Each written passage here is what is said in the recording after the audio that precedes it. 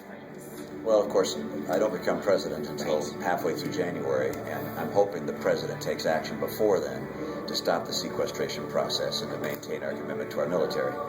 The idea of sacrificing our military to try and carry out a budget priority was an extraordinarily bad idea that came from the White House. I opposed it then. I think it's a bad idea now. And I don't understand why the president will not personally take the leadership to stop the sequestration in its tracks.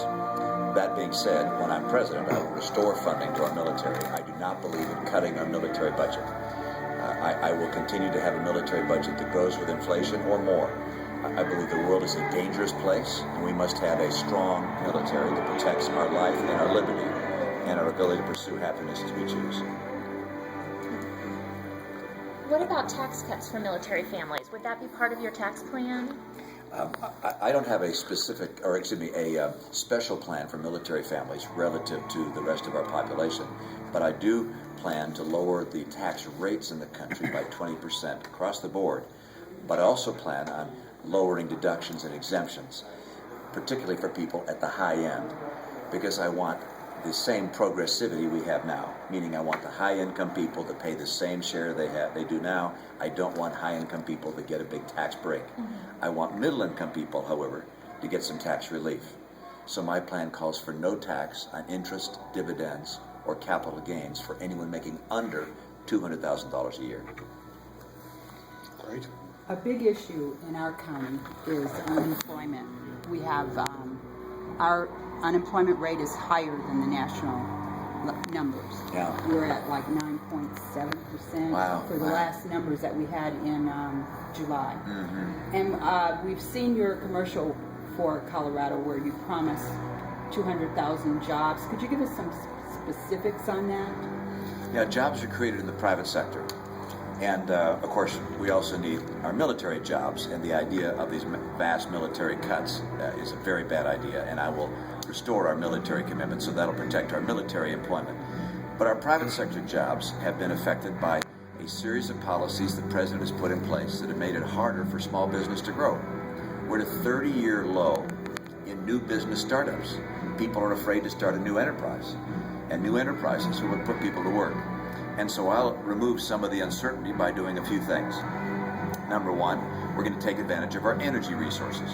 I don't think coal is a bad source of energy. I like coal, oil, gas, nuclear, renewables. So we're going to have a policy that dramatically increases our use of domestic energy. That puts a lot of people to work. About 3.6 million people estimated by USA Today if we have a truly forward-leaning energy policy. Number two, I'm going to open up more trade, particularly with Latin America. I want more trade agreements with Latin America and increase our rate of growth in trade with Latin America. Latin America is it has friendly time zones for us, and of course a lot of us here speak Spanish, and that'll be an advantage for us. At the same time, I'm going to crack down on China when they cheat, and they've been stealing American jobs by us not taking the kind of action I think we should have to label them as a currency manipulator. Number three, we got to have good training programs that prepare our workers for the jobs of today. Number four, we got to get on track to a balanced budget because people won't invest in new jobs if they think we're headed to Greece. And finally, being a champion of small business means bringing down tax rates for small business so they can hire more people. That's one of the reasons the tax plan I proposed is as designed. Governor, we've had some readers today who wanted us to ask you this question. In Colorado, we have a thriving medical marijuana industry right now. It's in our state constitution. Voters are being asked in the fall whether they want to legalize marijuana for recreational use.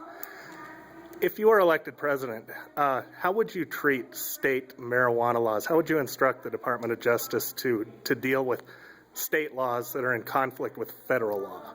I am opposed to marijuana use for recreational purposes, and I would enforce the federal law to assure that marijuana was not being used in any one of our states for recreational purposes. Thank you. We have a little-known provision in our state constitution called TABOR. It's TABOR, T-A-B-O-R, the Taxpayers' Bill of Rights. I see. And it limits the increase of state spending year to year to a certain formula, pretty small amount of growth. And it also requires that any tax increase be voted on by the people. what do you think about an amendment to the Constitution or some kind of federal law that says, yeah, the Congress and the federal government can't increase spending each year by more than a certain amount? Yeah, the way I would do that is by putting in place an amendment which said that you can't spend above a certain percentage of the total economy. My preference would be initially 20% of the GDP, and say government has to stay within 20% of the GDP, other than in cases of war or some kind of national emergency. So you'd limit spending at 20% of the GDP. In the most recent 4 years, we've reached almost 25%. So that means we're going to bring down spending pretty significantly and get the economy to grow to get to that 20% level. But that's the level for me. I'd hold it at 20%. I'd like to see it lower someday, but 20% initially. And then I'd like to combine that with an amendment that says that we can't spend more than we take in. And the two of those things would limit the excessive growth of government. Governor, you came to Colorado Springs right after the horrible Waldo Canyon fire this summer, and said some very nice things about bringing tourists back, and that was very helpful, I believe. There are a lot of questions as to what led to a fire of that magnitude as far as federal forestry practices and fire mitigation. There was some criticism lobbed at the Obama administration for cutting 40% of the aerial firefighting fleet a year before that fire. How would you address forestry management in terms of fire prevention and mitigation?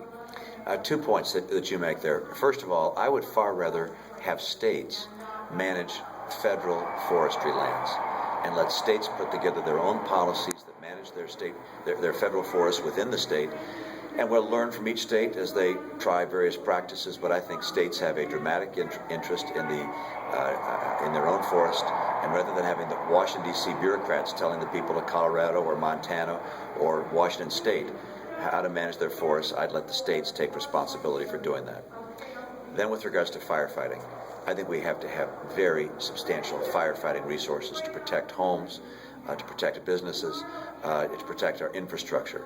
And the idea of cutting back on firefighting equipment and personnel is, in my opinion, a very significant mistake. Okay. Thank you. Okay. Well, I know your time is valuable, so I'm going to ask the final question, and that is El Paso County, which is where our business is, and most of our subscribers are, has the largest number of registered Republican voters in the state. This is good to hear. And many people think that if you can get enough of those voters out to vote, it'll help a lot in swinging the state your way. So you've got a second here. If you tell us what you would say to those voters to get them out to vote in maybe more than usual, position being you should get out and vote for me versus my opponent for the following reason.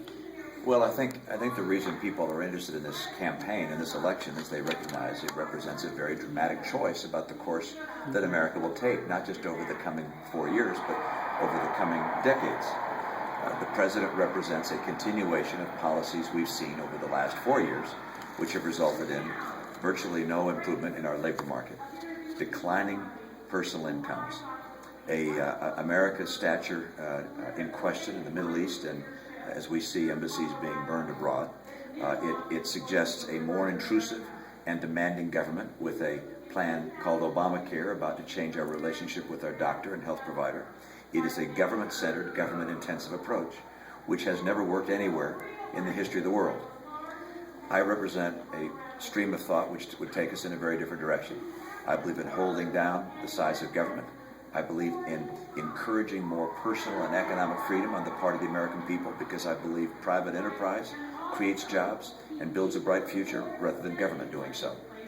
I will repeal Obamacare and replace it with a plan which will help hold down the cost of health care rather than adding to it as Obamacare does.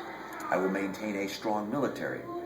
My priority is to protect the American people and their life and their liberty, and that requires a strong military. These differences in our respective pathways mean that the people of your county and counties across Colorado may well decide who the next president is. And if they're comfortable with America going down the path President Obama has put them on, then they can stay home. If instead they want to see a new path, a better way, then they're going to need to get out and vote. Okay. Very good. Piggyback on that really quick. Just curious to see what you have to say about this. The local